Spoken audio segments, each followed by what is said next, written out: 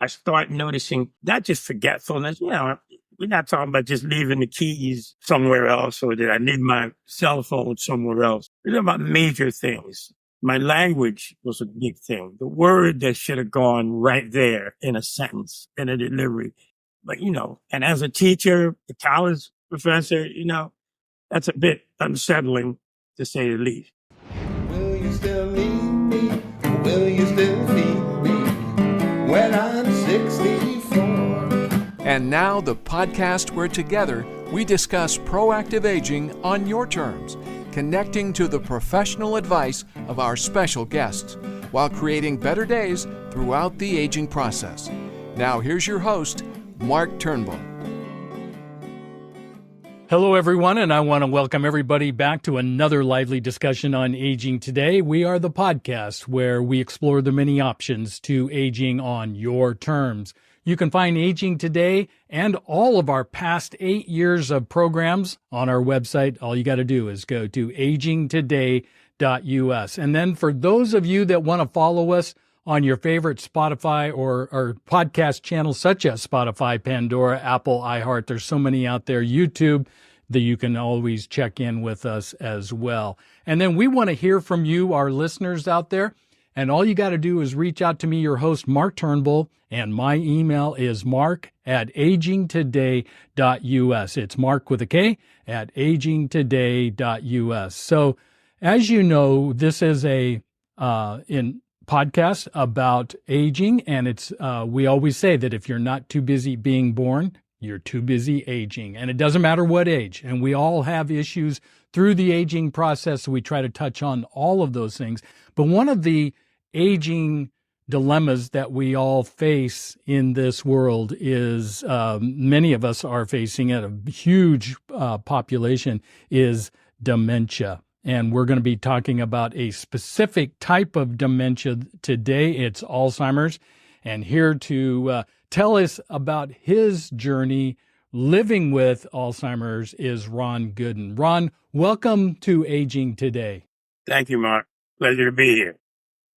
Yeah, I'm very, very excited to have you on our podcast today, and I'm anxious to hear your story. But what we always do, Ron, is that we always ask the question, what is in your story? What led you? Just kind of give us a brief synopsis of your life story and what brought you to this place where you are today. Wow, kind of loaded question. Let me talk about me, who I am. I'm an 80-year-old man, married for... And you're looking good there, my man. But actually, I'm 57 years married to my best friend. I have 3 middle-aged children, 2 grandchildren. I've been working 60 years, pretty much full-time. That includes my time in the Navy, about 20 years teaching at community college in Philadelphia, about 20 years as a sales manager with New York Life Insurance Company.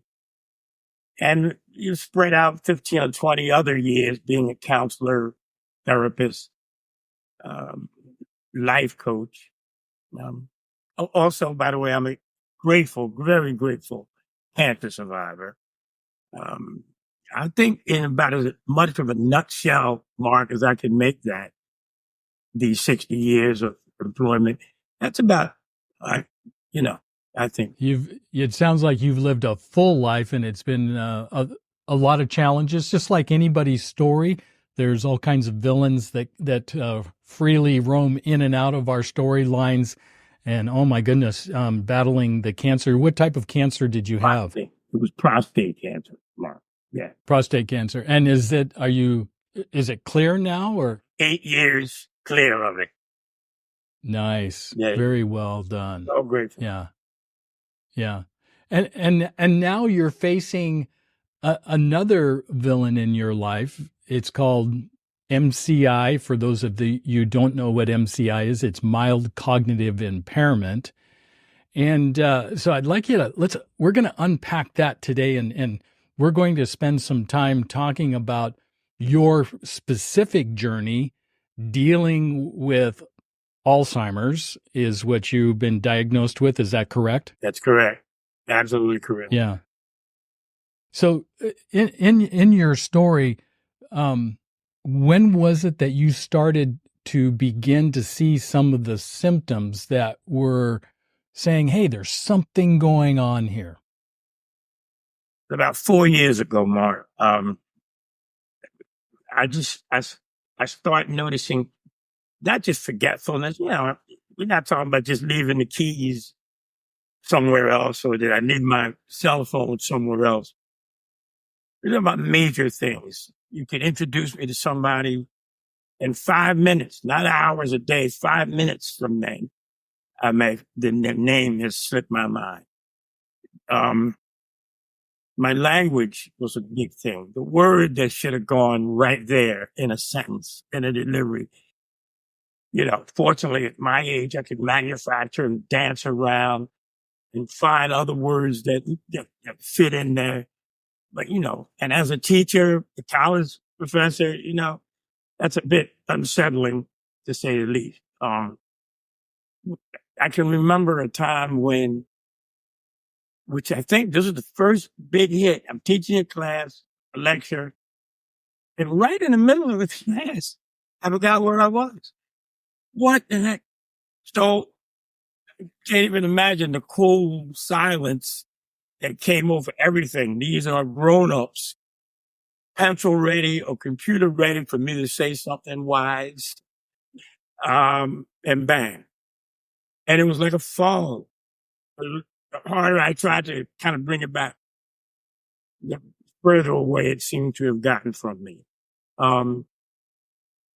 Fortunately, the class, I looked it off like I'm old. Forgive me, class. I'm an old guy. And they snickered. And I'm sure they didn't. But for me, it was like kind of devastating right at that moment. That's kind of when I knew I've been teaching 20 years. I've taught 95 college classes. And then this. Whoa. And I could bring it back quicker. Even, slight memory lapse. I could always bring it back easily.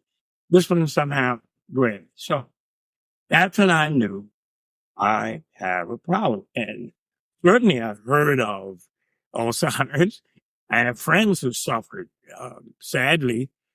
And the people who were care providing for them were also friends, told me how awful that was. So yeah, I had known about it. Never thought it would hit me, honestly. Yeah.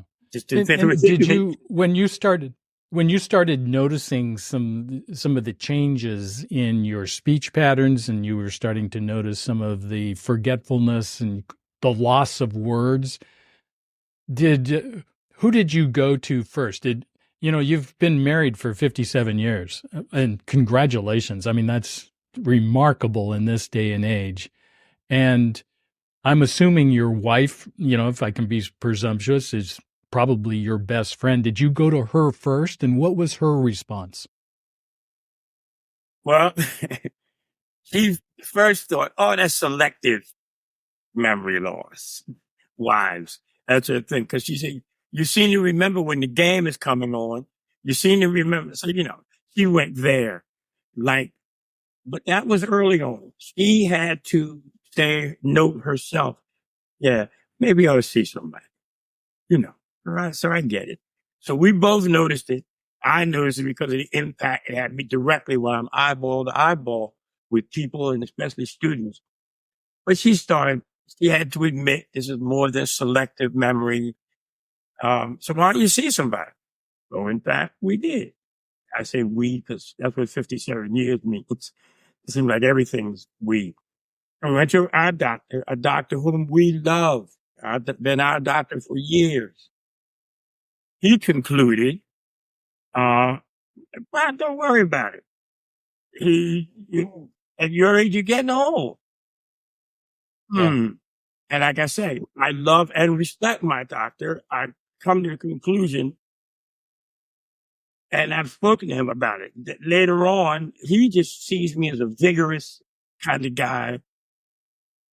And my plight doesn't seem as obvious maybe as somebody who's you know, really, almost really, they're really lost in that fog that I talked to you about.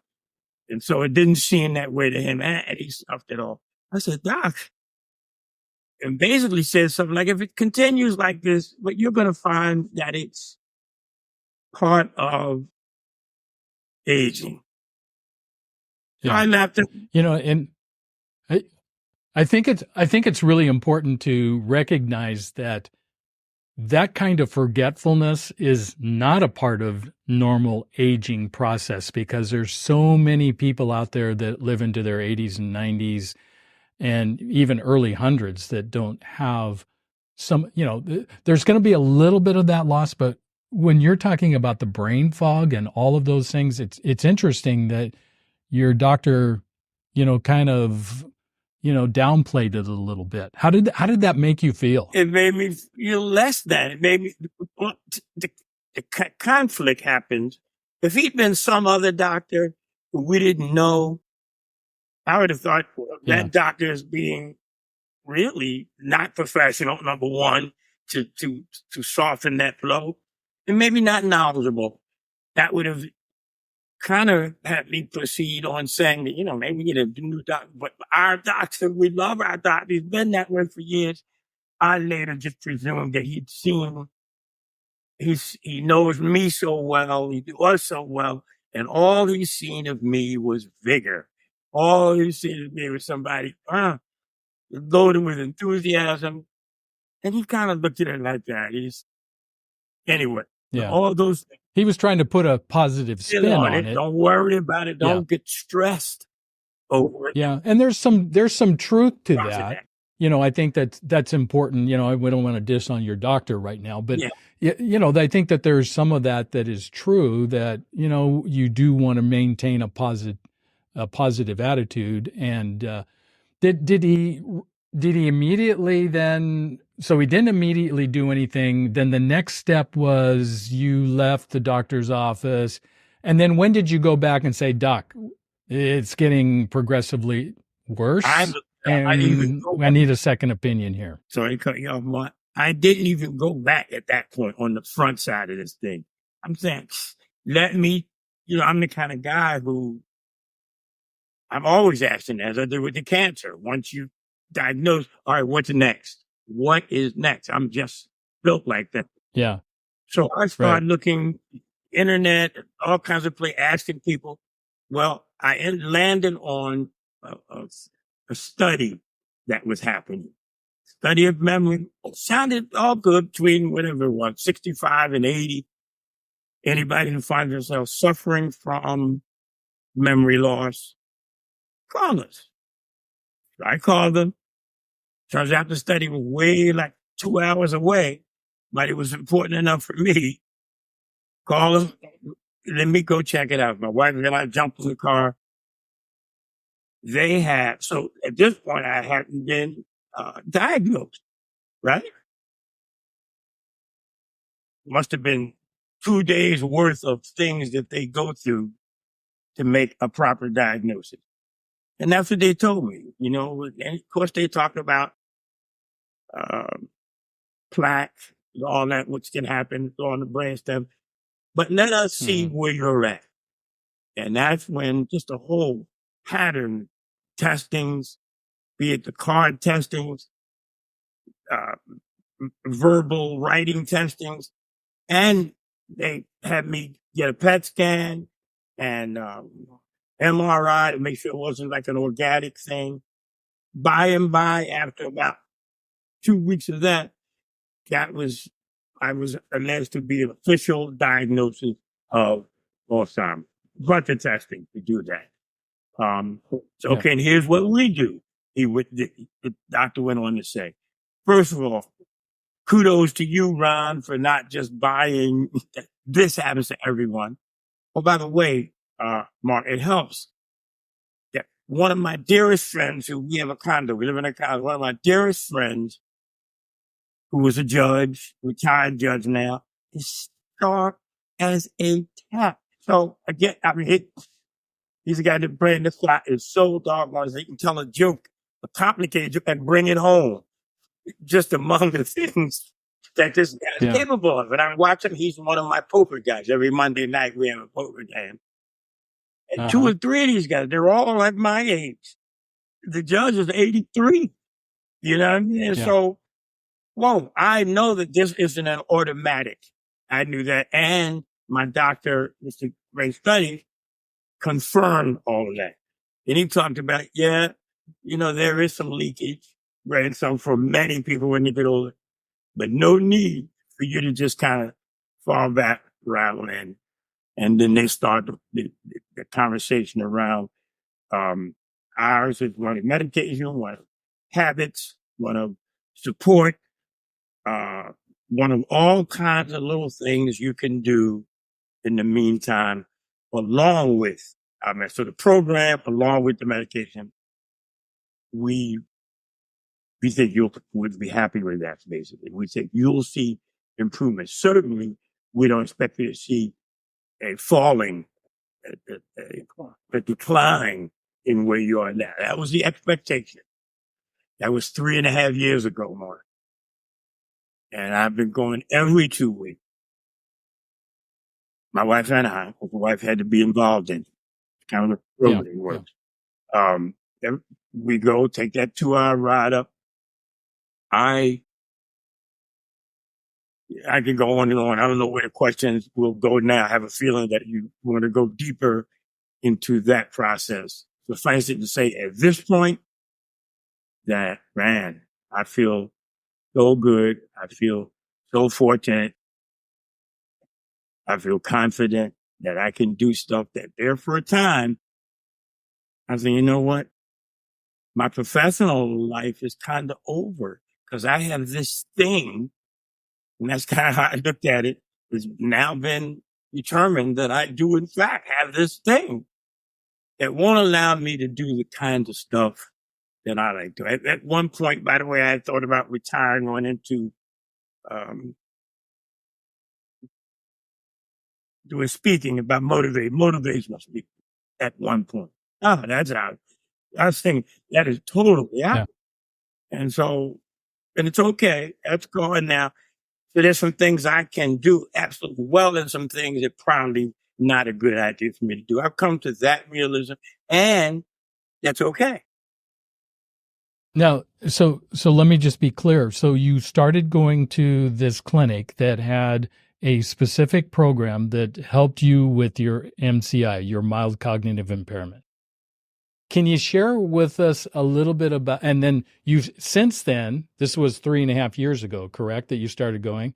So since then, you've seen a remarkable improvement or a stabilization, what's the best way to say that, of your MCI? Certainly stable. Apparently, it's more stable. It's not growing more confusion, more brain fog. It's kind of stabilized. You still struggle with those things. I still struggle with some of those things. There's no doubt. Yeah. But yes. So what, when you went to the clinic and they said, hey, we've got some assistants that can help you to live your best life possible. Did they describe what the specifics are that they did? Did they do like activities? Did they do brain games? Did they do, were you doing push-ups all day long? I mean, what did they have you do to help, stabilize? If not physical push-ups, we'll call them brain push-ups. Okay. Their challenges are all about making my brain work a little harder, making my brain think out of the box.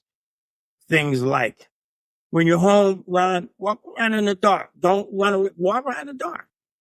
Man, it seems like a small thing, but it forces your brain to not be so tied into convenience. If you're right-handed, use your left hand as often as you can. Besides the brain games, I'm getting that from everywhere now. My daughter's a doctor living in Vegas, and she sends me all kinds of brain games. But it all works because it's all about challenging your brain. I come to the conclusion, Mark, because I was there for a minute, and still sometimes the easiest thing for us older guys to do is just kind of fall back. And if we don't get it right away, instantly, it's gone. So we hardly ever challenge our brain. And I know that personally. We hardly ever challenge it because it's easy. The other part of your brain is saying, why do you need this now? Your career thing is kind of over. I'm so glad I don't often anymore listen to that lazy part of my brain. It's very comfortable, but it lessens my opportunities. And I'm still, even at 80, I find myself still kind of in an opportunity mode. Yeah. Really? Yeah. So it's that. I still think I can do some stuff. I won't be able to do motivational speaking. I still have clients, teach students.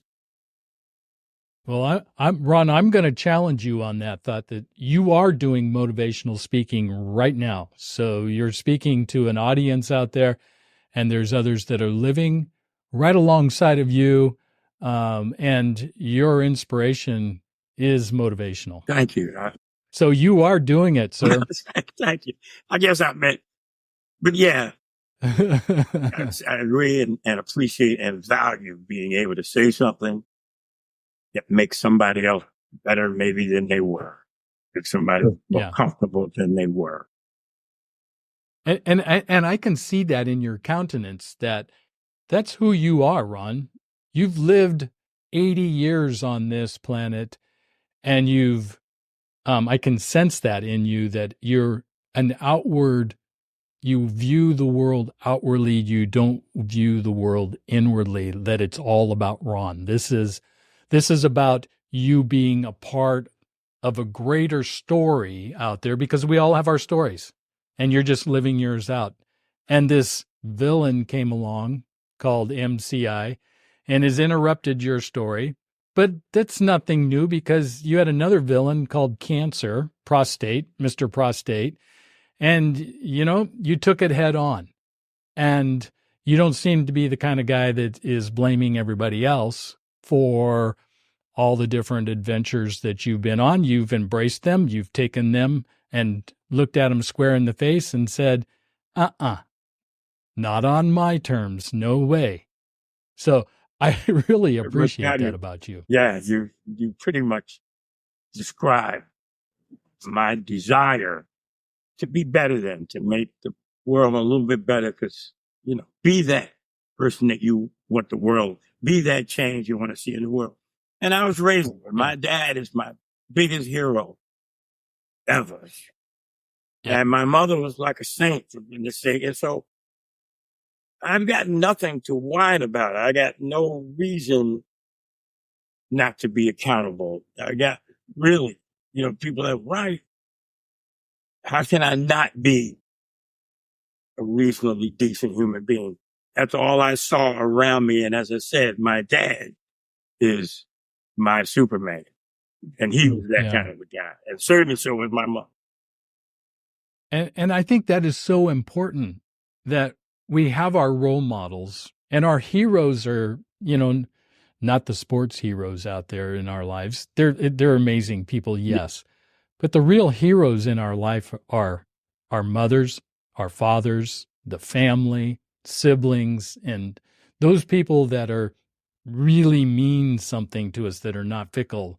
And I'm so glad that I get to hear that part of your story, Ron, because as you know, our culture is missing that today.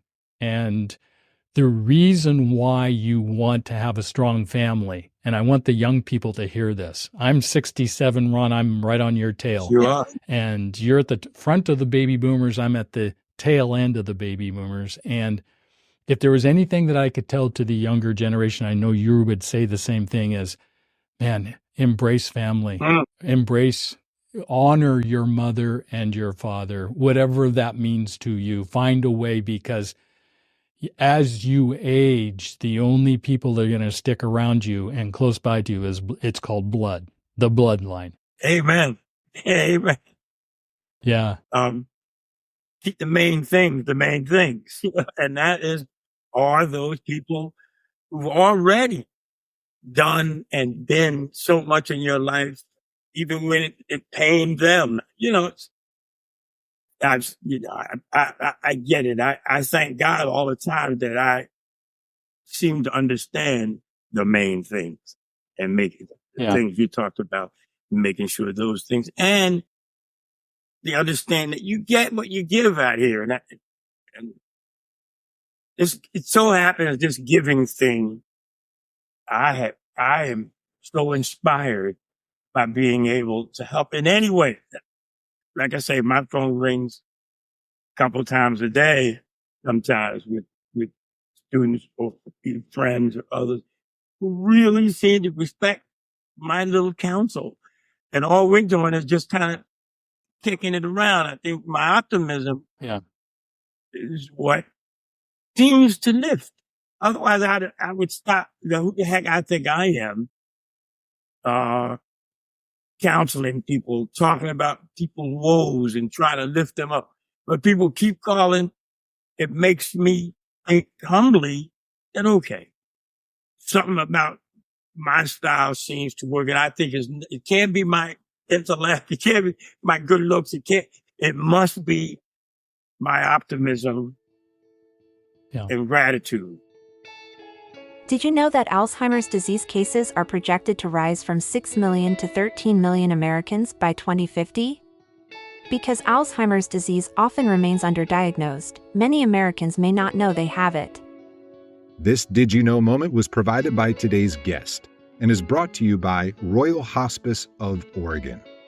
Yeah. And I think that, one of the things that as we all face the various villains in our life at some portion down the road, whatever that journey leads for you as an individual, there are certain heroes that come into our lives that shore us up. And we need that. You cannot do this alone.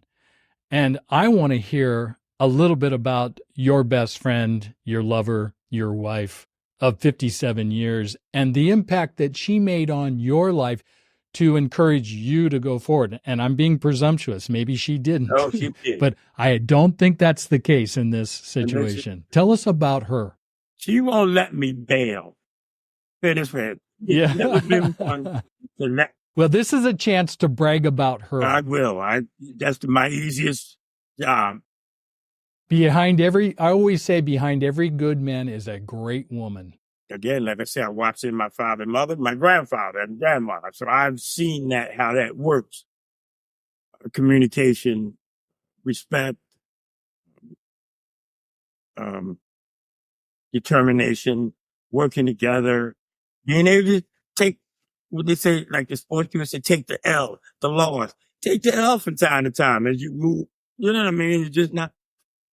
But my wife has, from the day, maybe a few days after, you see it in stories. I was in it very quickly. I was in the Navy when I met her. She was about 18, 19. I guess I was robbing the cradle. And I was home on leave, met her at I was 20, home on leave, I'm getting out of the service in 22. She was actually on a date. We were on a picnic. She had a date, I had a date, and others had a date. And I just loved the way she looked. But my friend was her date. But at that time, I just liked her style. I could see she was smart, but not a smart ass, if you know what I mean. She was smart. Yeah. And just played in when smart needed to happen. Just responded when a response needed to happen. She just fit. So, consider that, what was I taken by her? She's my friend. I went back on to the Navy. I forget where I was stationed in California, somewhere in Long Beach. Went back. Finished up my term. I had her on my mind, Mark, every single day so okay. I get back. First thing I do is contact my friend, which he had moved on, but I finally got in touch with. How are you? And you and Sandy. That girl Sandy, I fully agree. Like, you've been married off by now. Somebody smart has scooped her up. He said, oh, no, Sandy and I were just friends. She is great. I said, but we're just friends. You came to the picnic. Do you know where she's at now? Did my investigation, sought her out. The rest is really history. She makes me feel alive. It makes me feel better than. She always has made me feel like a better man than I probably am. On the can do kind of thing. And the failures I've had, those devils, those demons out there. And I may want to come in and whine a little bit. You got no problem saying, it's not you. Don't live down to that. Please live up to the revenue. So he's been pushing me ever since, including this thing, including the cancer thing, including every down that I've ever taken. He was there to lift me up. And, we got to a point where she doesn't have to wail about it. She just reminds me in a way about this man that she loves and this best friend of hers. And she had no problem telling me the reason she loves this guy. And so she can't really accept this guy going this other way. So yeah, she's the best. She's the best. And so it's been a journey of 57 years, for better, for worse. And you went through the cancer, and now you're going through the MCI, the mild cognitive impairment, and she's still standing beside you. And that's got to be a huge encouragement to you, or anybody that is living through any kind of long-term chronic illness or disease, is knowing that the people that mean so much to you are walking right alongside of you. I think so much of whatever success I've had in anything is to kind of show off for her, kind of be the person that she seems to always think that I could be and was. So dropping the ball was kind of that. Like, I cannot show my wife, and not that she ever put it to me like that. If you don't do it, it's never that. It's my own personal place I had to live up to, because she, I don't know, foolishly or not, she's always thought of me on some kind of high place as far as good men go. Yeah. And so that was the goal. Yeah. And even that kind of encouragement meant that you didn't have to tell me all the time. It wasn't, we knew. I could look at her and see to look at her and see pride is more than I can. Let's shift gears here a little bit and go back to the clinic. Okay. And so your wife is beside you. Yeah. She's supporting you through this whole process. Yep. And you get to the clinic, and the clinic's saying, okay, let's see what we can do to stabilize or improve upon your memory loss, and see if we can get rid of the brain fog. So they put you on a regimen of activities, brain activities? All kinds of regimen. I get IV of a drug called LEQEMBI. So it was a combination of activities, and then they also introduced a pharmaceutical medication that would also assist in that. So what's the name of the medication? LEQEMBI, LEQEMBI, LEQEMBI. That's the medication. I take IV every 2 weeks when I go. But the first 6 months to... Now, is this on a trial that you're doing it? Are you doing it through a study? Yes. Or was this something that's already been done and they just prescribed it to you? This is a study. But this medication has been approved. The FDA, it's only 2 medications I understand that have been thoroughly approved by all the nationally approval organizations like the FDA and the American AMA. So it's been approved for this. I'm sure there are a lot of companies trying to introduce their thing. And I have no doubt that 5 years from now, there'll be several more approved. Right now, the LEQEMBI is approved as an adjunct to mental plans, mental games, mental stressors, things that, like exercises, mental brain exercises that are certainly aimed at making your brain sort of get off the couch.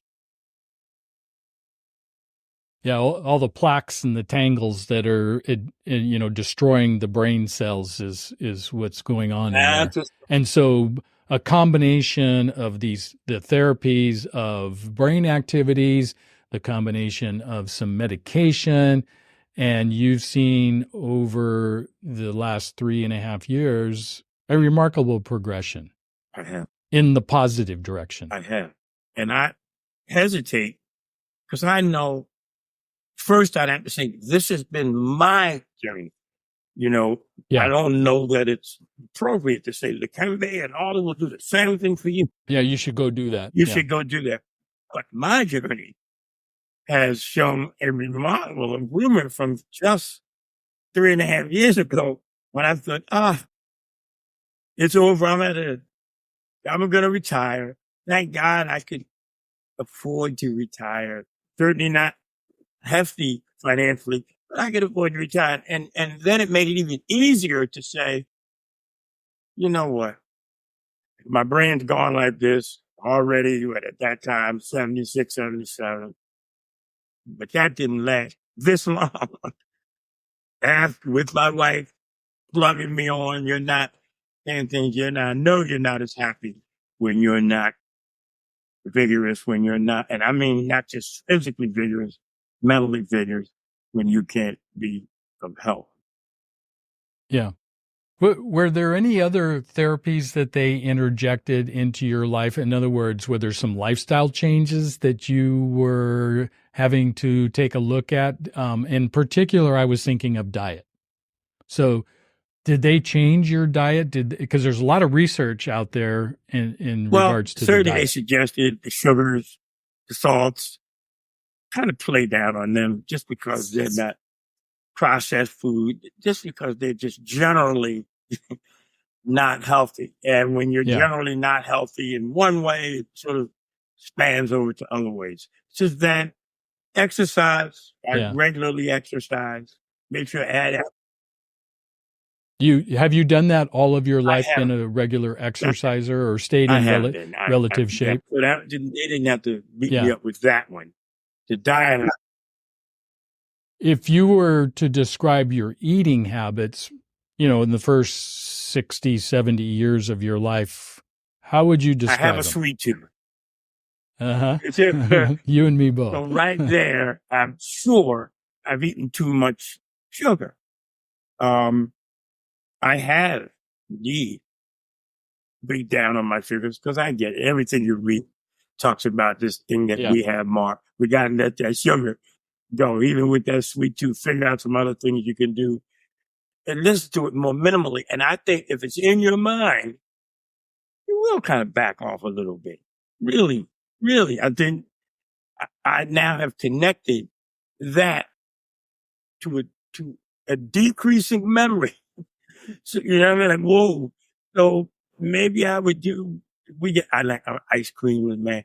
Maybe one big scoop instead of two. It's those things that are happening all the time. Maybe one glass of lemonade instead of two. It's that. That's kind of the way I'm dealing with it. So still there's the sweet tooth and still there's these memory lapses. Yeah. And you mentioned processed foods. Were you a big processed food consumer? Did you do fast food restaurants? My wife's a great cook. So we really, since we've been empty nestled, we had a period there where we were going out to eat at restaurants all the time because empty nesters get to do that. But that period is gone. We mostly, 85% of the time, meals, my wife's meal. So, I don't think Well, and you were part of that generation where more whole foods and were consumed. There wasn't a lot of discretionary money to go around to go out to restaurants, and and that's the way I was raised as well. I tell that to my children, and they go, "Really? You only went to one fast food?" We used to have in Hillsboro, Oregon. It was A&W root beer. That was our big thing. And then when we'd go visit my mom or my dad's mom and dad, my grandparents in Salem, we'd stop off at Bob's 19-cent hamburgers, and that was the extent of going out for us. It wasn't a lot on a school teacher's salary. There wasn't a lot of extra income. That is tied maybe to generation, because that we mostly yeah. And so for us, for you and me, that was good. That paid off in the long run, because I remember Mom and her mom. They did a lot of canning and of their own fruits and vegetables, and so things were a lot more wholesome back in those days. And then we got away from that, obviously in the 70s and the 80s. But I think we're seeing the effects of that long term. No doubt about it. I'm going on about the things I see around me. And obesity is just one of the things I see in the world as I look around students, as I said, but heart problems, limbs, and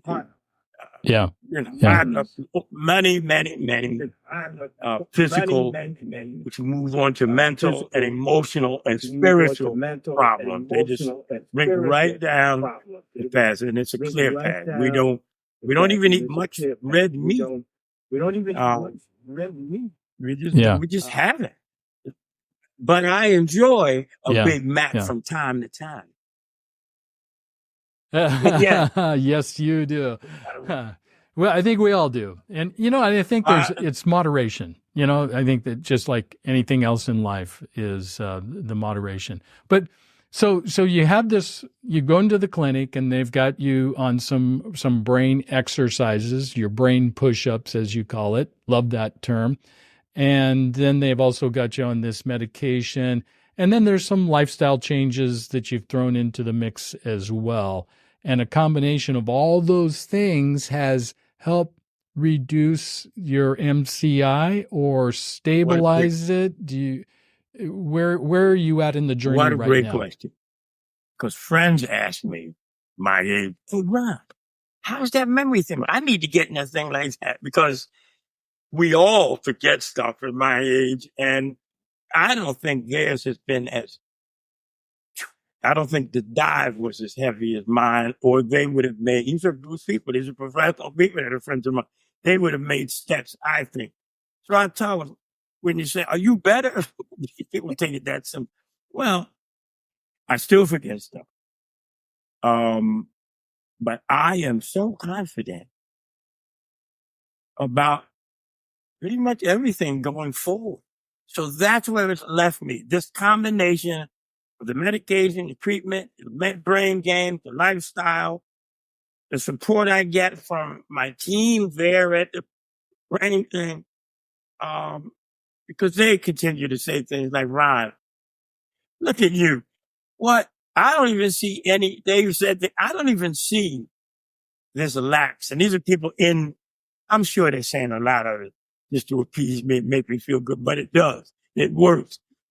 I don't see any deficiencies in you. All of that has yielded, Mark, a confidence that I can do pretty much what I did 5 years ago. I haven't even separated what I can't do other than motivational speakers. I just realistically think for any audience, that particular issue, like bringing an idea home, it's important, and I wouldn't want to waste anybody's time. I can do that kind of stuff individually, like you were saying. But the plan I had about motivation, I met at 1,000 people. I was talking to, certainly 100. So that was going to be my retirement and average. So from my thought was from 75 to however much time God gives me, that was going to be the thing I did because I've done something like that for so long, But yeah, man, I'm confidence is what I yielded because I don't see that the problem is not lingering. And by the way, they also give me little notes, little things to be able to do about listening better. Don't take notes. You ought to see my desk at the office. It's riddled with my little notes, copious notes too. These things are, that's why it all sort of came back. Yeah. So I have my note. So I don't mind saying also, would you say that again? What was my name again? Don't be in a place where even though you have this limitation that you're now afraid to admit it. Don't be in that place. Turns out people don't mind at all. Say, damn, you're living in my life now. I have the same thought. So now I do that from the start. I listen better to things I should remember. I like my notes. I don't mind going there. I don't mind apologizing. What was your name again? Please blame my head, not my heart. Little coins of phrases I've got even around that. So with that and this definite feeling of not going backwards, whether I'm level off or not, I definitely do not feel like I'm going backwards. I feel maybe like I'm better. Yeah. That's got to feel really good. And which kind of leads me to my next question, for you as a man and, spending your time with your best friend, your wife, and do you have a bucket list? I mean, while your mind is, because one thing about chronic illnesses and diseases is they're interrupters, and they can interrupt our lives to where they take away our dreams, our aspirations, the things that we want to continue to do in life. And you're that kind of a person that says, not on my watch, not on my terms. Do you have a bucket list of things that you and your wife would like to be doing for the next 5 to 10 years? I have a specific bucket list. I seem to be living that life that I hope for. You're living in the bucket right now. As I said, married my best friend, my daughter's living fabulously in Vegas in her little love. That's my son is about to get married a second time. What is that? December the 7th of this year, he's going to get married. He's a widow. His first wife, he lost his first wife. Grandkids, everybody's wonderful. Everybody's well. Everybody's, I am living, I'm like over the moon right here. I really am. Fantastic. Is there anything that you would want to pass on to those that are just beginning to understand that they're living with some mild cognitive impairment or some early onset dementias of various kinds? Is there anything that of wisdom that you can bring to the table to them? Obviously, don't let that thought stop. Don't get help. Reach out. There's help more and more and more for seniors because there's so many of us now. You talked about it. That baby boom, there's so many. So now I expect 5 years from now, as I said earlier, that there'll be several things like LEQEMBI, and there'll be several programs. But you got to reach out. I mean, they're not going to jump into your lap. They're not going to knock on your door. So I would say, don't settle for settling. Don't live in a hole, afraid to express your condition, afraid to express that you need help. And say, just like somebody, all of a sudden their knee's not working, but they're allowed to get a knee replacement, a shoulder replacement. This may seem like a drastic difference, but maybe not. There is a next step. In this day, in 2024, there is a next step. And I'm somebody who absolutely would attest. So get help. Don't bail. Yeah. And I think it's harder for us men.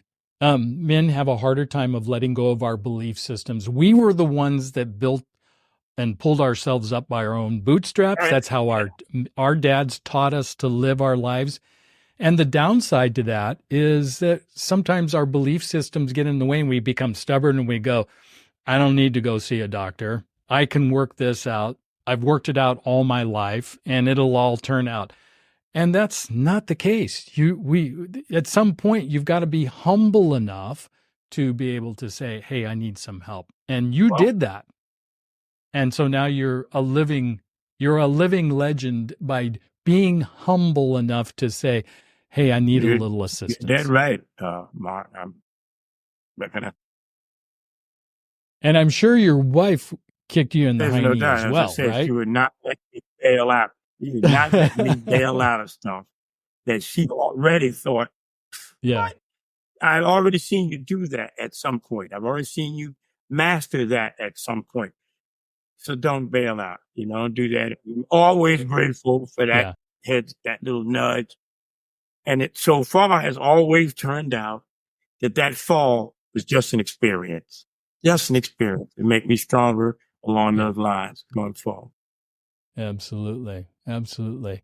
Well, in conclusion, we're going to wind up our interview here, and a remarkable story. And I want to say thank you so much for taking the time to come on and share it with the rest of the world, because there are so many people that are in the same position that you are. And they may not have the support system that you've had. I mean, you've been blessed with a beautiful wife and children and a lot of great friends. And for those that have found themselves in the same situation, is there any lasting advice other than saying, go get the help?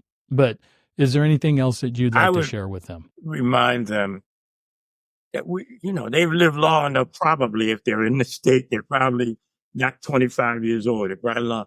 You've already noted how in your lifetime, when one door shut, another one's open. Consider that like this. The door that was shut was one that was convenient, one that was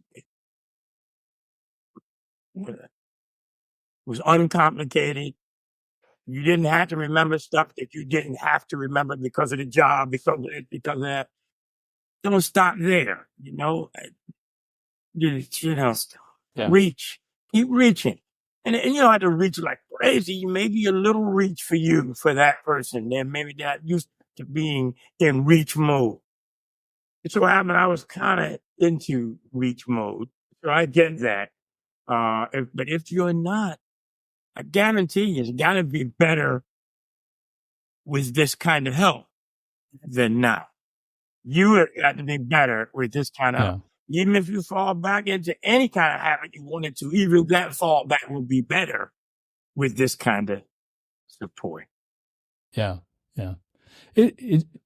You've got such an interesting story, and you're an interesting personality.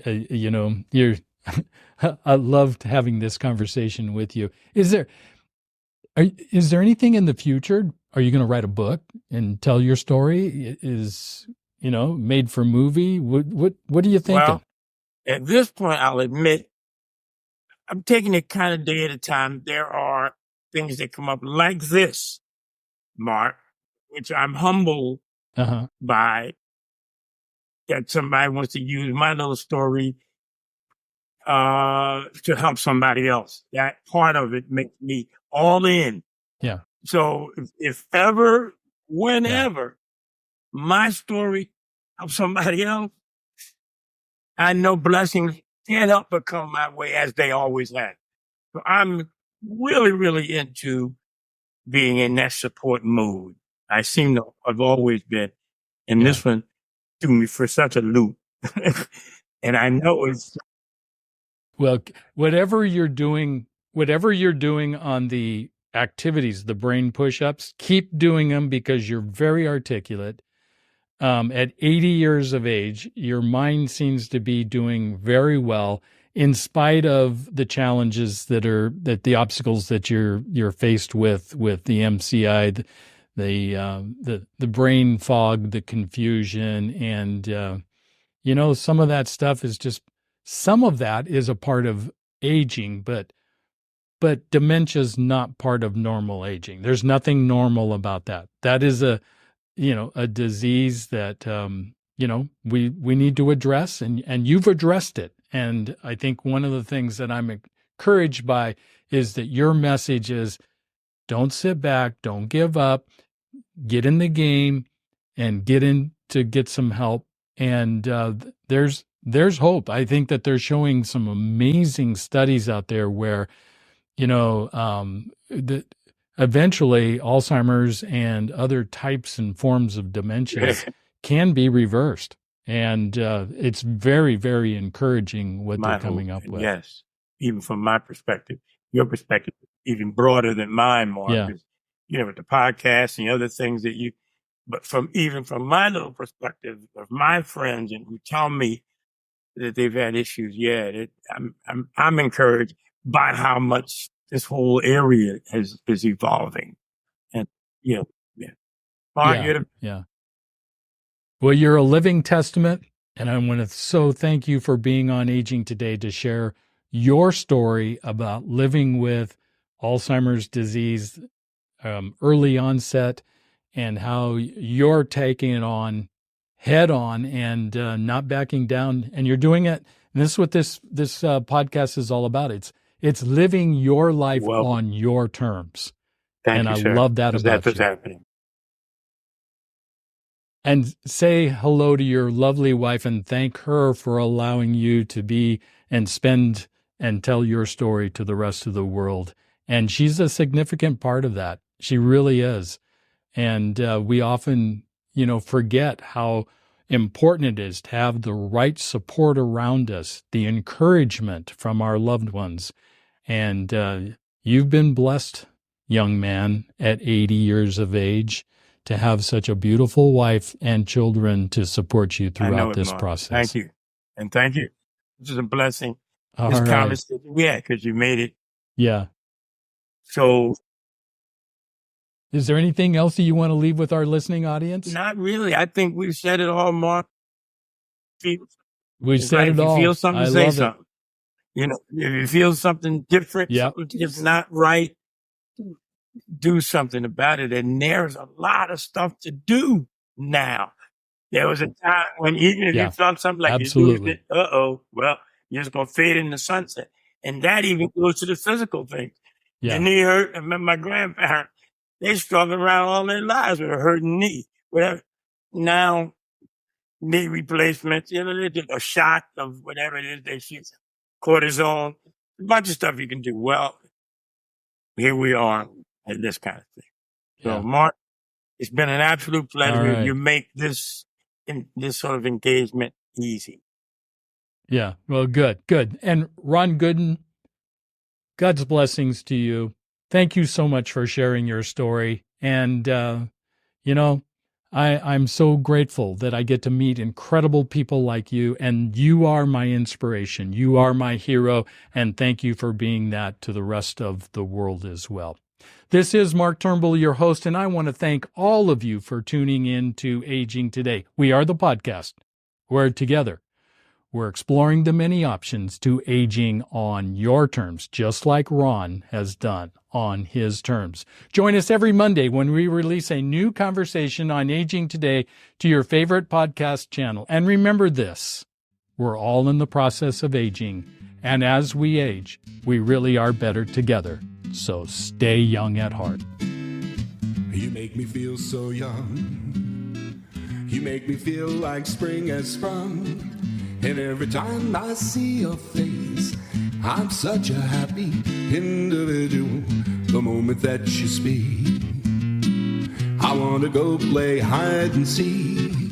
I want to go and bounce the moon just like a toy balloon. Well, you and I are just like a couple of tots running across the meadow. picking up lots of forget-me-nots. So you made me feel so young.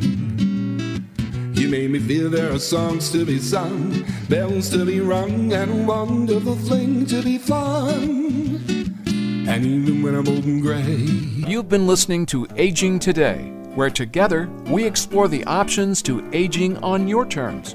Join Mark and his guest next week for another lively discussion on proactively aging on your terms, connecting you to the professional advice of his special guests, with the goal of creating better days throughout the aging process.